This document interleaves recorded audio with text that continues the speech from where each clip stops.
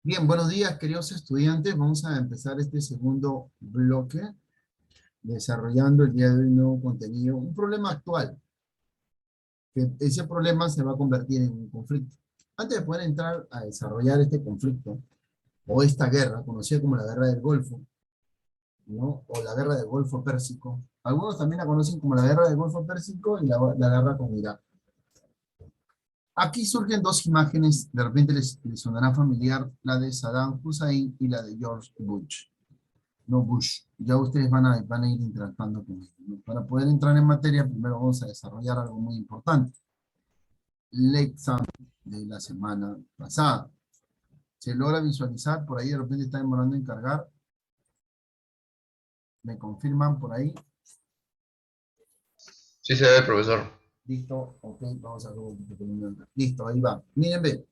En la primera pregunta les dejé una, como dice, condicional, una de las clásicas, ¿no? Les pongo ahí por ahí un interrogante para que puedan buscar de repente la carrera espacial, quién encontró, quién no. En el 2013, un 15 de diciembre, ¿no? Prácticamente los chinos logran enviar un vehículo, un robot, ¿no? El cual va a desplazarse en toda la superficie, ¿no? De este satélite natural conocido como la Luna. A ese se le conoció como el conejo de Jade, prácticamente, ¿no? La respuesta ahí lo tienen, el conejo de Jade. Ya está.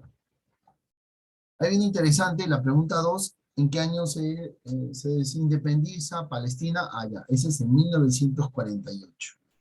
¿Ya? 1948. Vamos a ponerlo 1948. ¿En qué consistió el sionismo? Ya, el sionismo es prácticamente el decreto, lo que busca Israel al momento de independizarse, ¿no? Al momento de crear un propio Estado, ¿no? Apartado de Palestina, por así decirlo, o los judíos buscan crear, como se dice, su Estado. Logran ello y se independizan en este caso. ¿No? Mucha relación la 2 con la 3. La pregunta 4, las razones de la que... Aquí está la duda. Aquí está el interrogante. Por ahí me dice el profesor, excesivos gastos militares. Yo le puedo decir, sí, puede ser que estás bien. Estás casi, como se dice, caliente. Pero yo quiero que las cosas estén hirviendo. Quiero que estas cosas estén hirviendo. Una de las razones de la crisis del régimen soviético a finales del siglo XX.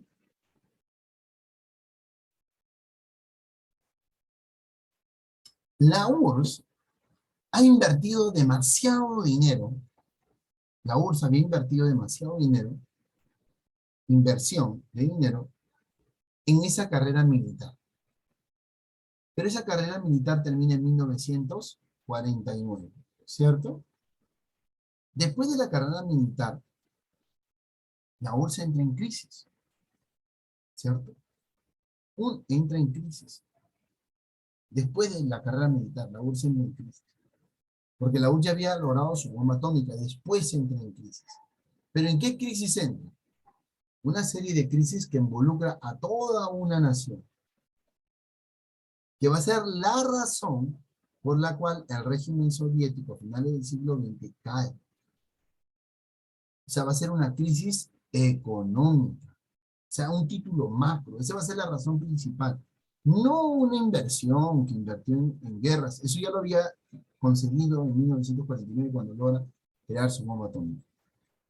Sino una crisis económica a nivel de Estado, a nivel nación. O sea, la respuesta es, en este caso, la crisis económica, ¿no?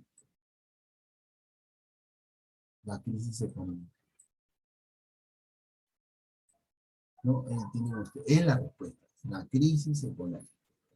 La corrupción de Mikhail Gorbachev, no, obviamente que no. La pregunta 5. La revolución cultural china fue un movimiento ideológico, político, creado ¿para qué? ¿Para qué se creó la revolución china, la revolución cultural? ¿Para qué lo crea Mao Zedong? Condiciona a los jóvenes a estudiar un libro, el libro rojo, ¿cierto? Su ideología. ¿Y por qué empieza por los jóvenes? Ah, muy importante. El futuro del mañana, ¿no? Impedir la restauración de qué cosa? De un sistema que ya había estado anteriormente en China. El sistema capitalismo, el capitalismo. De ahí el meollo del asunto.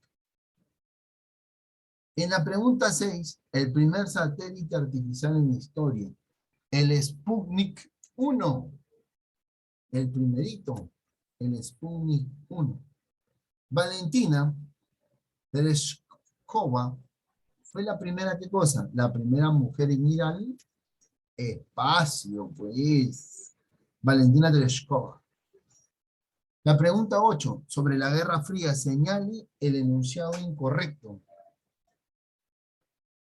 Dice, Estados Unidos combatió a los comunistas en Vietnam. Estados Unidos combatió, es correcto. Los rusos ayudaron a Fidel Castro. Los rusos ayudaron a Fidel Castro, sí, sí, es correcto. Inglaterra y Francia se unieron a la OTAN, sí, el tratado del Océano Atlántico Norte, sí. La perestroika aceleró el final de la Guerra Fría, correcto. Los soviéticos, los soviéticos, ¿lograron derrumbar el muro de Berlín? Aquí está la pregunta, la respuesta. Los soviéticos no son los que derrumban, pues, son los alemanes. No los soviéticos, los alemanes. Entre los logros de la Revolución Cubana, una pregunta clásica, ¿no? Del alfabetismo y la libertad de prensa. ¿Y quién es Yasser Arafat? No es solamente poner, fue un líder nacionalista, político de Palestina, no. Tiene que poner, pues, ¿no? Prácticamente líder del partido, pues, nacionalista palestino, ¿no? Desde 1959, líder máximo de todo este sistema, ¿no? Y acá, pues, con el cual se consiguieron muchísimos aspectos. Yasser Arafat, ahí tiene, para que saquen un 20, para que se saquen un 20. Ahora, los problemas actuales, dentro de los problemas actuales, nosotros vamos a tener uno bien marcado. Vamos acá.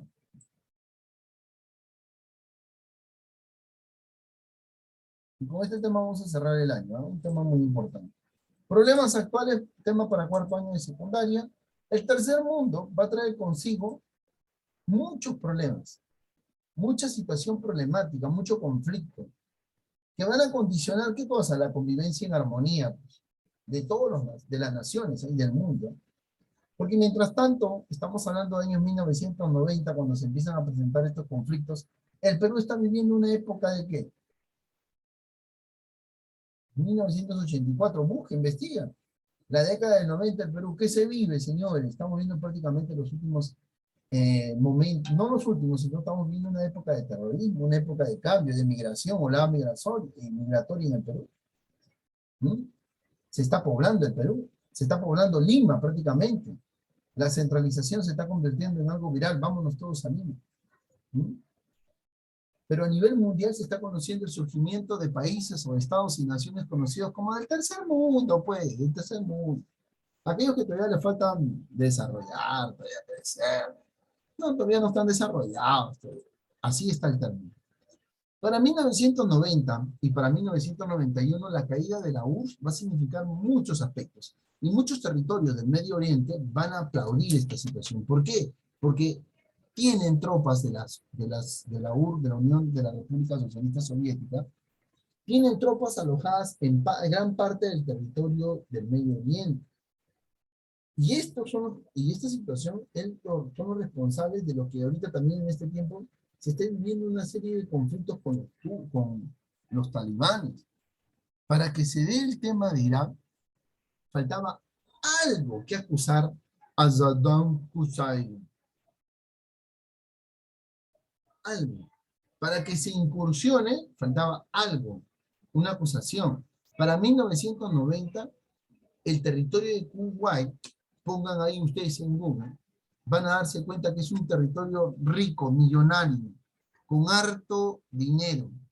¿Por qué? Porque tiene gran territorio de petróleo. Petróleo. Petróleo. De verdad le digo, es una zona petrolera. Y estos territorios van a estar siempre ambicionados. Ahora, estos territorios abastecen a gran parte del continente americano, parte norte.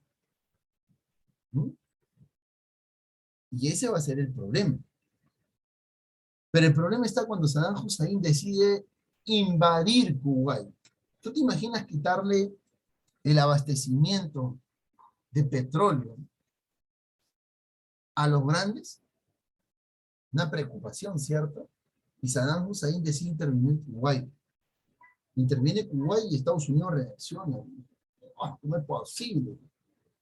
Y se da todo un enfrentamiento. Durante este periodo, ojo, durante este periodo que nosotros estamos mencionando, acerca de la guerra del Golfo, está terminando pues la Guerra Fría, salen todos los periódicos, en las noticias. ¿Y ahora qué va a hacer la URSS? Pues la URSS va a tener que enfrentar sus propios conflictos y sus propios problemas. Y el terror se va a basar entre los estadounidenses o los capitalistas con aquellos del Medio Oriente. He ahí la situación del atentado de las Torres Gemelas. Cuando se da este atentado, ¿no? Cuando se da este atentado, ya para antes de esta situación, ya la guerra del Golfo Pérsico estaba declarada, ¿no? Ya estaba declarada, ya había pasado los hechos, pero faltaba algo al final para que sea determinante. Por lo tanto, se está dando la guerra del Golfo Pérsico y más no la guerra de Irán, 1990, 1991, está ahí esa guerra, ¿no? Y la presencia del líder importantísimo Saddam Hussein, en la cual él invade Kuwait, y los Estados Unidos apoyaban a Kuwait derrotando a Hussein. Derrotan a Hussein, logran desintoxicar Kuwait de las tropas de Saddam Hussein, y todo está chévere, pero la situación está en tensión. Pasa el atentado en el 2003, donde se va a iniciar la guerra con Irak, ya que a Saddam Hussein se le vincula con el atentado de las Torres Gemelas. Bush, ¿eh? Acusa directamente a Saddam Hussein, no a Bin Laden, sino a Saddam Hussein, y se da la guerra con Irak, y se despliegan tropas estadounidenses, logran derrotar, invadir, cuestionar toda esta situación en el territorio de Irak, y prácticamente apresan a Saddam Hussein, incursionan hasta su muerte, la caída de todo el imperio del territorio donde vivía Saddam Hussein. Toda una trama y una historia.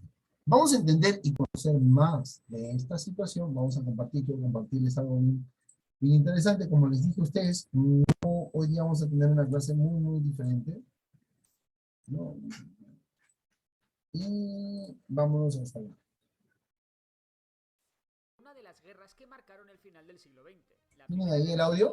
¿Sí? De la historia y en la que se pudieron ver Profesor, ¿le puede subir más el volumen, por favor? por una Ok. coalición de 34 Ahora, países liderada por Estados Unidos y que contaba con el beneplácito de la ONU. vamos a empezar. Hoy en Memorias de Pez vamos a ver ¿Ahora sí está bien? Sí, profesor. de las guerras que marcaron el final del siglo XX. La primera guerra televisada en directo de la historia y en la que se pudieron ver perfectamente las operaciones de una misión llevada a cabo por una coalición de 34 países liderada por Estados Unidos y que contaba con el beneplácito de la ONU. Hoy en Memorias de Pez, la guerra del Golfo. Pero para entender este conflicto nos tenemos que ir un poquito más atrás, concretamente a los años 70, década en la que Saddam Hussein llega al poder en Irak, trayendo consigo el baatismo, una ideología basada en un nacionalismo árabe apoyado por el socialismo y bien defendido por un marcado autoritarismo. Vamos, que Saddam se convirtió en todo un dictador de primera categoría. La economía de Irak llevaba tiempo creciendo a buen ritmo, gracias a los ricos a los riquísimos yacimientos de petróleo que guarda en su territorio. En 1980 Irak exigió a Irán la región del río Shatt al-Arab, una antigua reclamación iraquí que tenía como trasfondo la rivalidad regional entre los pueblos persa y árabe. El caso es que Irán no aceptó, e Irak invadió Irán, empezando una guerra que dejó al menos 1 millón de muertos, y que no sirvió para nada, ya que finalmente las fronteras no se movieron ni un poquito. Sin embargo, la guerra dejó en ambos países una crisis económica, social y política brutal. Por ello, Saddam Hussein se fijó en sus vecinos del sur, un pequeño estado llamado Kuwait, y cuya economía se basaba casi totalmente en la producción de petróleo. El caso es que Saddam Hussein invadió Kuwait en 1990 por los siguientes motivos. 1. Irak necesitaba más ingresos procedentes del petróleo para pagar su deuda, que había crecido muchísimo a raíz de la guerra con Irán. Kuwait por entonces producía una barbaridad de petróleo, lo que contribuía a que el precio del petróleo fuese bajo, algo que a Irak no le interesaba para nada. 2. Saddam no solo necesitaba petróleo más caro, sino más petróleo, y acusó a Kuwait de robar petróleo del nacimiento de Rumailak, que se encontraba bajo ambos territorios. 3. Además, Irak necesitaba acceder al Golfo Pérsico desde su puerto de Qasr, lo que implicaba ocupar las islas cubaitíes de Bubiyan y Warba. De esta forma, Irak se aseguraba que Kuwait no pudiese bloquear el puerto iraquí. Y 4. Por último, Saddam a título personal necesitaba mejorar su reputación bastante dañada por el fracaso de la invasión de Irán, tanto de puertas para adentro como de puertas hacia afuera. Pues sí, como os decía, Saddam Hussein invadió Kuwait y la comunidad internacional no lo iba a permitir. Una cosa era invadir Irán, que a Occidente ni fu ni fa, y otra muy distinta era invadir Kuwait, el cual nos suministraba una cantidad ingente de petróleo a un precio bastante razonable. Saddam tomó Kuwait rápido y convirtió el país en una provincia más de Irak. Enseguida llevó ya a su policía secreta y comenzó una terrible represión. Por ello en Kuwait surgieron diversos grupos guerrilleros que acabaron siendo un dolor de cabeza para Saddam. Ah, y muy importante, Saddam tomó como rehenes a miles de turistas occidentales para poder utilizarlos en sus negociaciones. Así que Occidente reaccionó y tanto Estados Unidos como Reino Unido se pusieron a preparar a sus ejércitos a la par que organizaban una coalición de 34 países entre los que se encontraba España. El objetivo de la coalición no era solo liberar Kuwait, sino hacer ver al resto de países de Oriente Medio que tanto Kuwait como Arabia Saudí eran aliados de Occidente y por tanto eran intocables. Saddam por su parte estaba casi solo, tan solo la Libia de Gaddafi, Jordania, Sudán y Yemen le apoyaron. Si es que hasta la Unión Soviética, Israel o el resto de la Liga Árabe estaban del lado de Kuwait. La cosa tenía muy pero que muy mala pinta para Saddam, a pesar de que por aquellos tiempos el ejército de Irak era considerado el cuarto del mundo. Y es que el ejército iraquí estaba muy bien equipado y tenía armamento de última generación. Los iraquíes tenían un ejército de 545.000 soldados, 4.500 blindados y 700 aviones de combate, además un arsenal de misiles y armas químicas que les quedaba de la guerra contra Irán, en fin, una auténtica salvajada. Pero es que si esto os parece la hostia, vamos con las fuerzas de la coalición. Para empezar, la coalición estaba compuesta por los siguientes países: Argentina, Arabia Saudí, Australia, Bangladesh, Bélgica, Canadá, Checoslovaquia, Corea del Sur, Dinamarca, Egipto, Emiratos Árabes Unidos, España, Estados Unidos, Francia, Grecia, Hungría, Italia, Kuwait, Marruecos, Países Bajos, Níger, Nueva Zelanda, Noruega, Omán, Pakistán, Polonia, Portugal, Qatar, Reino Unido, Senegal, Siria y algunos muyahidines afganos que pasaban por ahí. En total, 959.600 hombres, 2.000 carros de combate, una flota de 100 barcos de guerra con 6 portaaviones y al menos 1.800 aviones que se unían a los aviones de guerra que pudieron escapar de Kuwait a Arabia Saudí. La coalición aliada dividió la guerra en 3 fases. 1. La operación Defensa del Desierto, cuyo objetivo era defender a Arabia Saudí de los ataques iraquíes, con el despliegue de tropas de la coalición en la propia Arabia Saudí. Se extendió desde agosto de 1990 a enero de 1991. La segunda es la Tormenta del Desierto, cuyo objetivo era el ablandamiento de las defensas iraquíes a través de bombardeos quirúrgicos sobre posiciones estratégicas iraquíes. Esto pasó de enero de 1991 a abril de 1991. Y por último, la Operación Sable del Desierto, que se llamó así una operación dentro de la propia Operación de Tormenta del Desierto, que consistía en un ataque total sobre las posiciones iraquíes en Kuwait, con el fin de expulsarlas del país. Y esto se llevó a cabo desde el 24 al 28 de febrero de 1991. Las hostilidades de la Operación Tormenta del Desierto empezaron con una lluvia de al menos 100 misiles Tomahawk lanzados desde los barcos aliados contra objetivos estratégicos. Los bombardeos prosiguieron tanto desde el mar como desde el aire. Irak contraatacó incluso atacando a Arabia Saudí, pero el plan de Saddam era otro. Tenía que romper la coalición. Si Saddam atacaba a Israel e Israel entraba en la coalición, las naciones árabes que estaban en la coalición se tendrían que retirar del conflicto, ya que en el mundo árabe sería impensable que países árabes luchasen codo con los judíos. Así que al menos 47 misiles Scud iraquíes cayeron sobre Israel. Sin embargo, Israel aguantó y no cayó en las provocaciones iraquíes, manteniéndose fuera del conflicto. La Fuerza Aérea de la coalición comenzó a bombardear todo lo que fuese mínimamente estratégico, pero sobre todo se centraron en bombardear la capacidad aérea iraquí, dejando a los iraquíes sin presencia en los cielos. La mayor parte de los pocos pilotos que quedaron a pie huyeron en sus propios aviones a Irán. Así que con el cielo limpio de enemigos, la coalición pudo cazar blindados iraquíes a placer. Para lograr la rendición de Saddam, la coalición también planteó el bombardeo sistemático de objetivos estratégicos iraquíes en la mayor parte de las ciudades importantes de Irak. El problema es que muchos de estos bombardeos fallaban, y claro, por cada fallo morían muchos civiles. Claro ejemplo de esto fue el bombardeo por error de un refugio antiaéreo de Bagdad, donde murieron 1.200 civiles. Se estima que al terminar la guerra, unos 2.400 tanques, 1.450 blindados y 1.650 piezas de artillería fueron destruidos o inutilizados mediante estos bombardeos. Las pérdidas para la coalición fueron de tan solo 80 aeronaves. Para cuando la Operación Sable del Desierto fue lanzada y las tropas terrestres de la coalición entraron en combate, la capacidad del ejército iraquí no era ni la sombra de la que había sido antes. La operación fue un éxito con cada país cumpliendo una función determinada. 2 días después del inicio de la liberación de Kuwait, 100.000 soldados iraquíes se rendían en masa.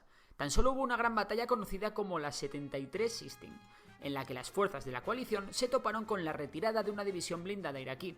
La batalla ganada por las tropas de la coalición, sin apenas bajas, fue la mayor batalla de tanques desde la Segunda Guerra Mundial. Las tropas iraquíes que se retiraron a su país lo hicieron quemando pozos de petróleo en una especie de política de tierra quemada. El 28 de febrero de 1991, Irak se rindió y aceptó las condiciones de la ONU. Kuwait había sido liberado, pero Saddam seguiría en el poder en Irak. La guerra había dejado 378 muertos en las bajas de la coalición, y entre 25.000 y 50.000 muertos del lado iraquí, más de 70.000 heridos y más de 80.000 prisioneros. Tras la guerra, la ONU impuso un estricto embargo a Irak que aumentó la crisis que el país ya arrastraba de la anterior guerra con Irán y que provocó numerosas revueltas sociales y una pobreza de la que Irak nunca se recuperó. Saddam caerá más de 10 años después, curiosamente tras otra guerra del Golfo, pero esa es otra historia. Si te ha gustado el vídeo ya sabes que puedes darle like, suscribirte al canal y seguir a Memorias de PC en Facebook e Instagram.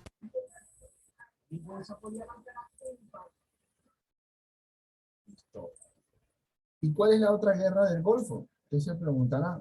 La segunda parte, cuando es acusado Irak por el atentado de las Torres Gemelas y sus nexos con Osama Bin Laden. Y toda esta situación, pues, decae. Prácticamente después, la guerra con Irak, en el Golfo, cae, invaden Irak y Saddam Hussein es tomado todo este territorio. Todo el territorio iraquí es tomado y prácticamente cae a un condicionante. Esto es hace poco, 2003. No, claro, ustedes nacen para el 2007, creo, si no me equivoco. ¿Cierto, Piero? ¿2007, Piero? 2007, ¿verdad? Ustedes son promoción 2007, ¿ves? Ustedes nacen para el 2007. 4 años después, ya ustedes ya no han presenciado guerra. Lo que están presenciando ahorita ustedes de problemas actuales. La situación con los talibanes, por ejemplo, ¿no? Y parte se lo debemos a la URSS. Cuando la URSS cae, el territorio pues que los talibanes habían estado dominando por tiempo, fueron condicionados por la URSS, por la Unión República Socialista Soviética. Y ahí empieza el causante, pues, ¿no? Al abandonar esos territorios se origina el desorden, por así. Hasta este punto, ¿alguien tiene alguna pregunta, alguna duda, algún interrogante?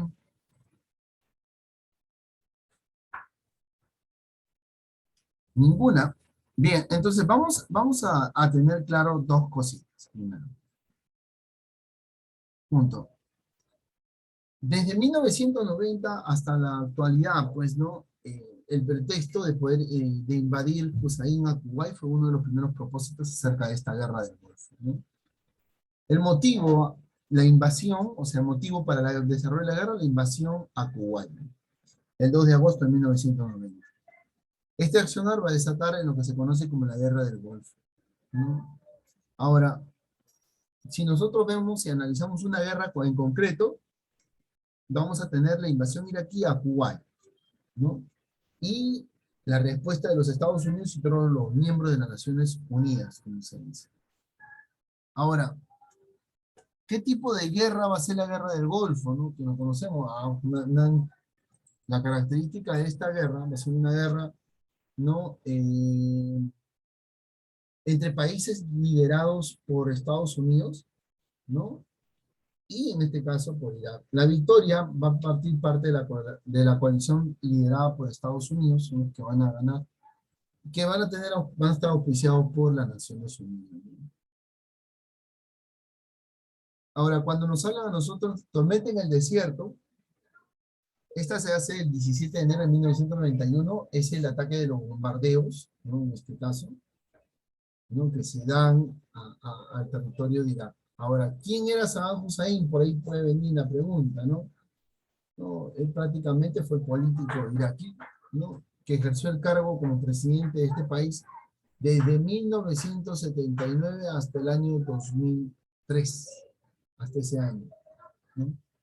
Que va a ser el año en el cual eh, va a estar marcado. Él muere el 30 de diciembre del año 2006, ojo, ¿no? Y la situación en la cual muere, ¿no? Por la muere por la justicia de Irak, él muere tras ahorcado, ojo, el dato importante, él muere ahorcado, la justicia de aquí, pues después de un periodo de tiempo, lo manda a la horca, ¿no? Y se televisó los últimos minutos de Saddam Hussein, en este caso. Se transmitió los últimos minutos de Saddam Hussein antes de entrar a la horca. ¿Hasta este punto alguien tiene alguna pregunta? ¿Ninguna? Ok, entonces dejamos de grabar.